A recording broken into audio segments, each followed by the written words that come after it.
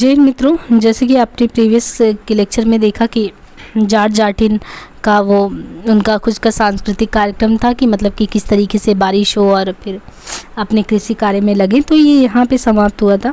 अभी इस पार्ट में देख रहे हैं कि 2 दिन से बदली छाई हुई है, आसमान कभी साफ नहीं होता, 2-3 घंटे के लिए वर्षा रुकी है, बूंदाबांदी हुई है, फिर फुइया एक छोटा सा सफ़ेद बादल का टुकड़ा भी यदि नीचे की ओर आ गया तो हरा वर्षा होने लगेगा। रात में मेढकों की टड़टड़ाहट के साथ असंख्य कीट पतंगों की आवाज़ सुनने में एकाटूट रागनी बजा रही हैं। टर्टर वो भी कर रहे हैं। कोठारीन लक्ष्मीदासिन को नींद नहीं आ रही है, चित्त बड़ा उसका चंचल है। अब बालदेव के साथ भी बड़ा गलत ही व्यवहार हो रहा है। गांव में रह रहकर ऐसा लगता है कि उसके शरीर पर कोई पतंगा गुरगुरा रहा है। वो रह रहकर उठती है, बिछावन झाड़ती, कपड़े झाड़ती, लेकिन वही सरसराहट लालटेन की रोशनी तेज कर बीजक लेकर बैठ जाती है। जाना नहीं, बूझा नहीं, समझी किया नहीं कौन, अंधे को अंधा मिला, राह बतावे कौन, कौन राह बतावे नहीं, उसने बालदेव जी को जाना है, अच्छी तरह पहचाना है। महंत सेवादास जी कहते थे, लक्ष्मी बालदेव साधु पुरुष है, लेकिन बालदेव जी तो इतने नाजुक हैं कि कभी एकांत में बातें करना चाहो तो थर थर काँपने लगते हैं, चेहरा लाल हो जाता है, लाश से डर जाते हैं। लेकिन बिरह वाड़ से घायल लक्ष्मी का मन सिसक सिसक कर रह जाता है। बिरह बाड़ जिये लगिया औसत लागे नाहि, सुसक सुसक मारे जीवे उठे कराए कराए। किंतु बालदेव जी को क्या पता लक्ष्मी क्या करे। टर मेढक की आवाज़ आ रही, नहीं लक्ष्मी अब नहीं सह सकेगी, वो बालदेव जी के पास जाएगी। पैसेरी नहीं है, बालदेव जी को मच्छर काटता होगा, नहीं वो जाएगी वहाँ पे। तो वो फिर रामदास अब लक्ष्मी से बहुत कम बोलते हैं। वे नाम के महंत थे, वे कुछ नहीं जानते, कुछ नहीं समझते, उन्हें कुछ भी नहीं मालूम कितनी आमदनी कितना खर्च, उनको क्या पता, 20 से ज़्यादा गिनना नहीं जानते, कोड़ी का हिसाब जानते हैं। रामदास जी समझ गए कि यदि लक्ष्मी मठ को एक दिन के लिए भी छोड़ दे तो रामदास के यहाँ टिकना मुश्किल होगा। लक्ष्मी जादू मंत्र जानती है, क्या कागज़ पत्तर, क्या खेती बाड़ी, क्या हकीम महाजन, सभी में वो अव्वल दर्जे की है। महंत रामदास जी समझ गए कि यदि इज्जत के साथ बैठकर दूध मलाई भोग करना ही तो लक्ष्मी को जरा भी प्रसन्न नहीं करना है। तन का ताप मन को चंचल तो करता है, लेकिन क्या किया जाए। यदि एक दासीन रखने का हुक्म लक्ष्मी दे दे तो वो सोचते हैं कोई और दासीन आ जाए। गड़म गड़म गड़गड़ बदला घुमड़ा, तो फिर हरहरा कर बारिश होने की बात हुई। हाँ, अब कल से धान रोपनी शुरू होगी, जय इंद्र महाराज बरसो। लेकिन बीहड़ के दान कहाँ से मिलेंगे। आज तो पंचायत में सभी बाड़ी मालिक लोग बड़ी बड़ी बातें बोलते थे, कल ही देखना कैसी बातें करेंगे। अपने खर्चे के जोगी धान नहीं, बीहन नहीं, और मतलब बीहन की बीज वगैरह नहीं है उस तरीके से कि हम कैसे बोए। बीहन का यानी जो धान है मालिकों को देना होगा, हमेशा वो देते आए, इस बार क्यों नहीं देंगे। कालीचरण ऑफिस में सोए, अध सोए और लेटे लोगों से कहते हैं और बार दूना लेते थे बीहन का दांव यानी बीज का। इस बार सो सब नहीं चले गए। यदि तहसीलदार मामा ने ऐसा प्रबंध नहीं किया तो फिर संघर्ष होगा, संघर्ष।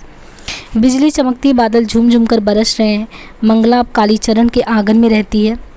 अब कालीचरण क्या वो रहने लगी है। कालीचरण की माँ अंधी है। कालीचरण के एक बेवा अधेड़ फूफू है।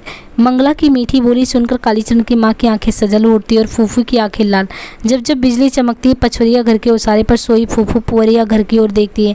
आदमी की छाया नहीं बास। पुअरिया घर में सोई मंगला भी जगी है। बादलों की गरजने और बिजली के चमकने से उसे बड़ा डर लगता है। बचपन से वो बादल बिजली इन सबसे डरती है। भीगे हुए पैरों की छाप बिजली की चमक में स्पष्ट दिखाई देती है। रिमझिम बारिश हो रही है। कमली को डॉक्टर की याद आ रही, कहीं खिड़कियाँ खुली ना हो। खिड़की के पास ही डॉक्टर सोते हैं। बिछावन भीग गया होगा, कल से बुखार है, सर्दी लग गई, न जाने डॉक्टर को क्या हो गया। कहीं मौसी सचमुच में डायन तो नहीं है। डॉक्टर को बादल बड़े अच्छे लगते हैं। कल कह रहे थे मैं वर्षा में दौड़ दौड़ कर नहाना चाहता हूँ। छर बादल मानो धरती पर उतर कर दौड़ आ रहे हैं। बिरसा माझी अब लेटा नहीं रह सकता। परसों गांव वालों ने मीटिंग किया है। मतलब कि बीज वगैरह आएगा और मतलब कि वो बोया जाएगा। संथाल बारी लोग हैं। तहसीलदार हरगौरी का सिपाही आज ज़मीन सब देख रहा था। अख्ता भादे दान पक गए, काटेंगे क्या, किस खेत में कौन धान बोएगा। तो क्या सचमुच में संथालों की ज़मीन छुड़ा लेंगे तहसीलदार। ज़मींदारी प्रथा ख़त्म हुई, लेकिन तहसीलदार ज़मीन से बेदखल कर रहा है। बात समझ में नहीं आ रही, क्या होगा कल ही देखना है। ज़मीन पर हल लेकर आवेगा। तो ये सब बातें चलती हैं कि कल बीछड़ मिलेगा या नहीं, मतलब बीज वगैरह मिलेगा कि नहीं बोने का। पहले तो मिलता आया हुआ है।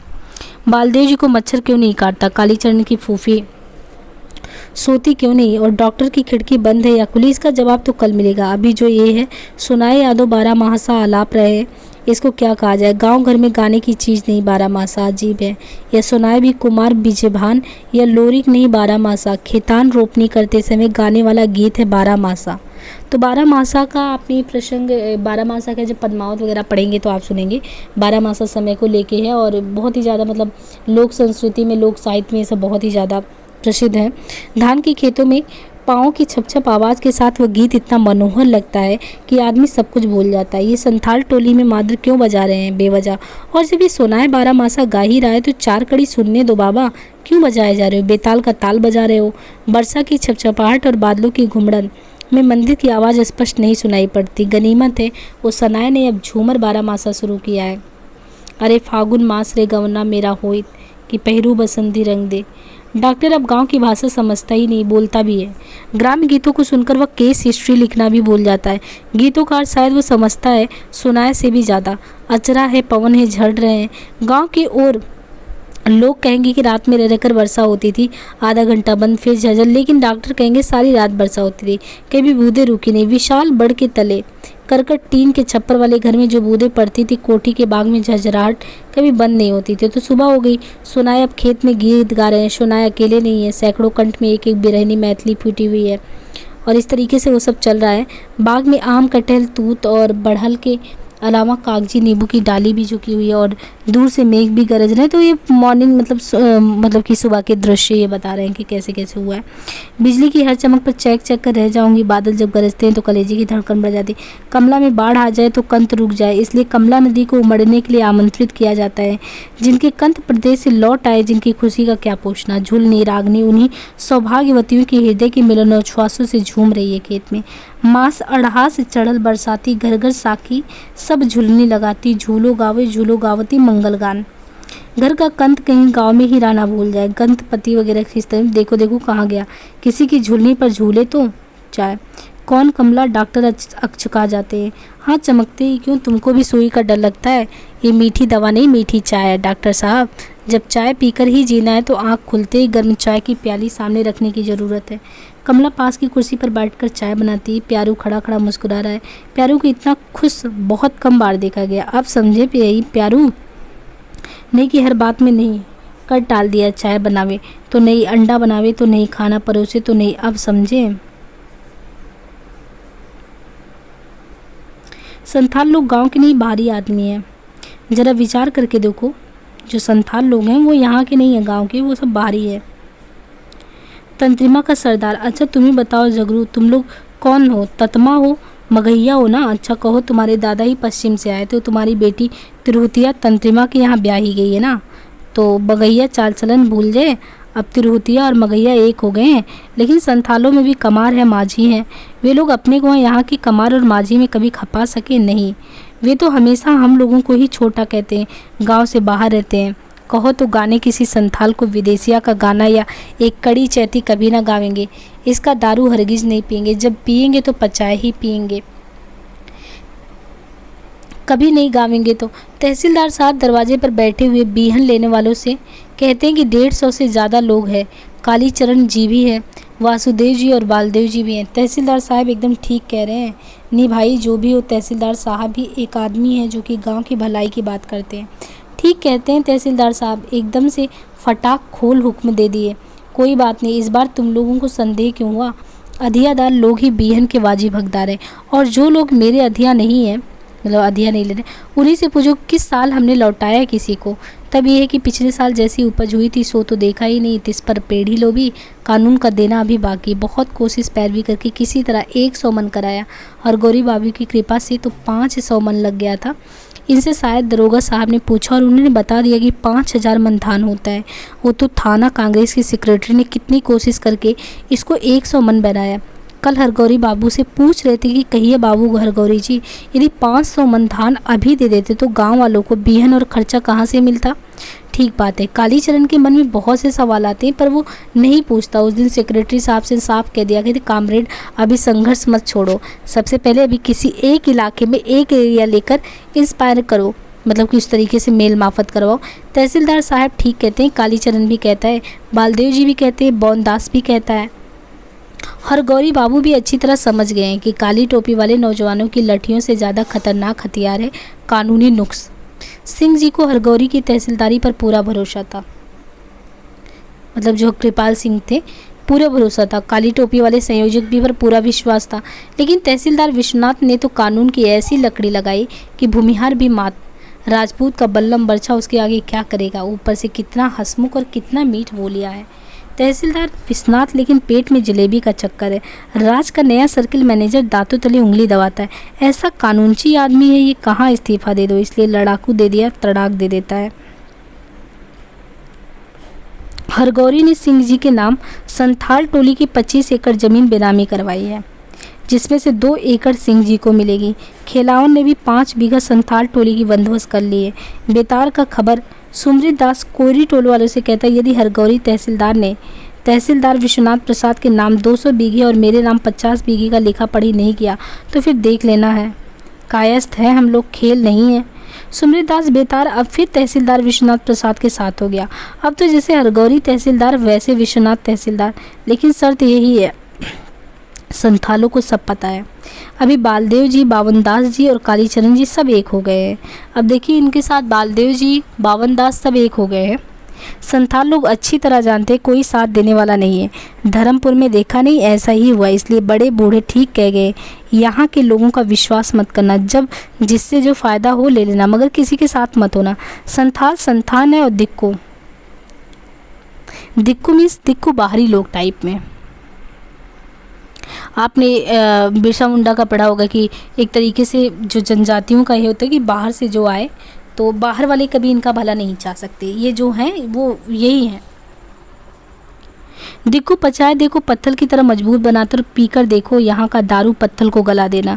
हरगिज नहीं, दिक्कू आदमी भुट्टी का दारू इसका विश्वास नहीं। अरे तीर तो है, यही सबसे बड़ा साथी है, साथी छोड़ सकता है, तीर कभी नहीं चूकता, ये तीर कभी चूकता नहीं। चुनका माझी क्या बोलता है, डॉक्टर से क्या पूछने गया था, पूछना चाहिए था कि कालीचरण से, बालदेव जी से, तहसीलदार साहब से। बालदेव और कालीचरण लोगों को धान दिला रहे हैं तहसीलदार साहब। डॉक्टर ने कहा कि तुम लोग ही ज़मीन के असल मालिक हो, कानून है जिसने 3 साल तक ज़मीन को जोता बया ज़मीन उसी की होगी। डॉक्टर ने ऐसा कहा? हाँ। डॉक्टर ने सिनिया मुरुम हंसती है। डॉक्टर हम लोगों का नाच देखना चाहता है, रोज़ टोकता है। जबान जोगिया माझी तीर से पूछ पर जंगली हंस के पैरों को बांधते हुए कहता, डॉक्टर ने खरगोश का दाम दिया था 10 रुपया, 12 रुपया दर्जन चूहा, 2 सियार के बच्चों का दाम 50 रुपया। कोई बड़ा आदमी इतना दाम? सरकारी आदमी है मगर घुसखोर नहीं है वो। कालीचरण को एकांत में कहती है मंगला देवी, एकदम अनुनय करके कहती, काली तुम मत जाना, संथाल लोग नहीं मानेंगे, ज़रूर तिल चलावेंगे। मैं जानती हूँ तुम नहीं जानते काली बहू, ये लोग कैसे होते हैं, उनकी सूरतें भ्रम में डालने वाली। संथाल लोग गैर संथाल को दिक्कू कहते हैं। देखने से पता चलेगा कि बहुत सीधे हैं, मगर तुम मत जाना काली, तुम्हें मेरे सिर की कसम। ठीक ही तो है, जो लोग सरगना मेंबर हैं वे क्यों जाएंगे? वासुदेव सुनरा और सनीचर भी नहीं जाएगा। हाँ, प्यारे भी नहीं जाएंगे। सोमा जट जाएगा, जाने दो, वो मेंबर नहीं है। बालदेव जी तो ऐसी जगह जाएंगे ही नहीं, वहाँ हिंसा का भय, वे नहीं जा सकते। तहसीलदार साहब लीडर हुए, खुद जाए या लठैतों को भेजे, हिंसा करे या हिंसा करे। बालदेव जी तो सिर्फ चवन्निया मेंबर है। बावनदास यदि रहता तो अभी अकेले सबको भय तहसीलदार विश्वनाथ के कानून का मात कर देता, लेकिन उसका दिमाग खराब हो गया। 7 दिन हुए चिट्ठी लिखाने गए, सो लौटा नहीं। गांधी जी को चिट्ठी देगा, गांधी जी को इतनी फुर्सत कहाँ है, बाबा जी तुमको जवाब देंगे, लेकिन नहीं। बच्चन ने बहुत बार समझाया लेकिन वो गया। भाई बावनदास जी आपका खत मिला, इस बात शशांक जी सबको पढ़कर सुना रहे थे। महात्मा जी ने बावनदास को प्रणाम भी लिखा, और बावनदास को महात्मा भी भगवान ने कहते हैं। बावन जरूर अवतारी आदमी, वो ठीक कहता था कि भारत माता और भी ज़रा बेजार हो रही हैं, तो वो कहता है कि ठीक है भैया, रे बाबा रे, कौन रोती है राम पियरिया? तो ये हुआ कि कौन रो रहा है वहाँ पे। उसके भाई गनौरी को तीर लग गया राम पियरिया के। कहाँ गया, किसने मारा? संथालों ने। कहाँ? लोग भाग क्यों आ रहे हैं? भागे, गांव में कुत्ते भूख रहे हैं, कौवे काँव काँव कर रहे हैं। जोत की काका ठीक कहते थे, काँव में चील काग उड़ेगा, हसेरी बलवा लाठी निकाल रहे। मतलब ये बता रहे हैं कि ऐसी कंडीशन होगी। गनौरी ने हल्ला किया, तीर छोड़ दिया, जांग में लगा है तीर, लहू की नदी बह रही है, बेहोश है, अस्पताल में डॉक्टर ले गया है। संथाल लोग बेखौफ धान का बीचड़ उखाड़ रहे हैं। चलो चलो मारो साला संथाल बाहरी आदमी, जान जाए तो जाए। तहसीलदार विश्वनाथ प्रसाद का ही ज़मीन पर धावा किया है, चलो रे देखते हैं उसको। संथालों के डिग्गा और मादल एक स्वर में बोल उठे। आज रिग था 3 दिन ये सब जो चल रहा है ना, ये खेत में बजा रहे हैं। संथालियों को सचेत करें कि तुम लोग भी तैयार रहो। संथाली ने जवाब देते, रीरी अर्थात तैयार हैं, मतलब वो तैयार है। जूड़े में फूल खोसने में बस जितनी देर लगे तैयार है। जय काली माई की जय। 200 गलों की आवाज़ सुनकर काली थान के बड़गाछ पर बैठे हुए कौवे एक ही साथ काँव काँव करके उड़ते, कुत्ते और भी जोर से भौंकने लगते हैं। जय काली माई की, महात्मा गांधी की जय, इंकलाब, भारत माता, सोशलिस्ट पार्टी, हिंदू राज की जय, झंडा तहसीलदार विश्वनाथ की जय, बालदेव जी की जय, घेर लो चारों ओर से भागने ना पावे। अब नारा नहीं, सिर्फ हो करो, घेर घेर मारो, तीर चला रहा है लेट जाओ, तीर चलाओ मारो। बिरछा यदि बिरसा के तो बिरसा बागी भागा जा रहा है, मारो भाला, बिरसा पानी में गिर पड़ा जब। संथालिनी भी तीर चला रही हैं, बिरसा माझी गिर पड़ल रे, गिरने दो तुम भी गिरो। और इस तरीके से देखिए फिर कौन कौन किसको मारा। जगारी बेटा निशाना लगा, हरगौरी तहसीलदार गिर पड़ा, तहसीलदार हरगौरी तहसीलदार गिर पड़ा, भागो मत ये सुनो तुम लोगों को अपना माँ बहन की कसम, गुरुदेवता की कसम, काली क्रिया जो भागे वो दोगला। संथालों के तीर खत्म हो रहे हैं, अब घेर के मारो इनको, मंगलदास को संभालो चलो, मारो भाला, अरे बच्चा नहीं, इसी ने तहसीलदार को मारा है ये, वाह बहादुर, ठीक है अब लगाओ गुलेटा उस बूढ़े को, साला डिंगा बजा रहा है, भाग रहा है, साले सब भाग रहे हैं, मांगने ना पावे। संथालिनी पाट के खेत में छिपी हुई हैं। मतलब इस तरह लड़ाई चल रही है कि एकदम मतलब एकदम फ्री आज़ादी है, जो भी आए जिसका जो मन कर रहा है सब कर रहे हैं। संथालिनी भी रोती हैं, दर्द से छटपटाती, चिल्ला चिल्ला कर रोती हैं, गाती हैं, कोहराम मचा है पाट के खेतों में, खोटी के जंगल में, कहाँ से 200 आदमी और कहाँ 2 अर्जन संथाल, 1.5 दर्जन संथाल ने, सब डंडा सब ठंडा।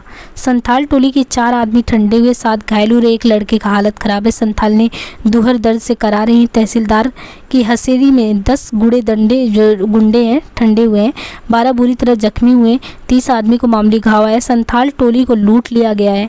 तहसीलदार हरगौरी की हालत बहुत ख़राब है, शायद वो नहीं बचेगा। तो ये सारी स्थिति होती है, इतना बुरी कंडीशन में जाते हैं, सब लड़ झगड़ के आते हैं। बाकी नेक्स्ट पार्ट में। धन्यवाद।